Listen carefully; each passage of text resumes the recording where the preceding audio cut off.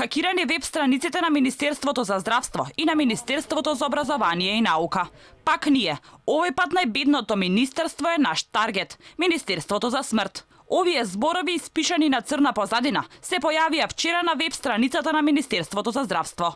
После се што видовме со наши очи, не можеме а да не останеме гневни на сите тие синови и ќерки, ставени на позиција да водат Министерство за здравство, каде што здравието и животите на сите тука ни зависат. И покрај сите гневни пораки, сега ќе испратиме и една добра за сите медицински лица, кои во моментов се во болниците и се борат 24/7, за сите македонци заболени со COVID-19. Ви симнуваме капа и ви се поклонуваме до земја. Секоја чест.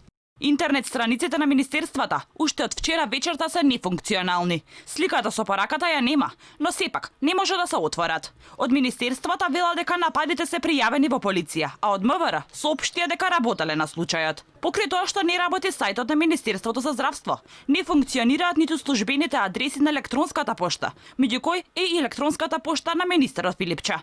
Во моментов се истражува што точно се случило, како и за колку време ќе се реши проблемот, зашто дополнително ќе информираме.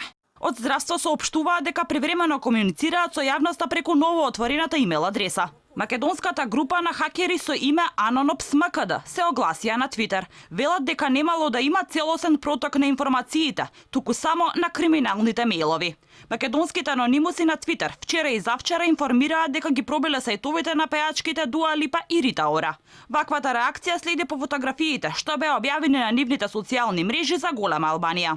А токму на денот на изборите, на 15 јули, беше хакнат и генераторот за вести Time МК. Одговорноста ја превзема истата група што вчера ги хакираше министерствата. Истиот ден беше пробиен и сајтот на ДИК, кој предизвика хаос и забуна за медиумите, но и за граѓаните кои ги следеа изборите.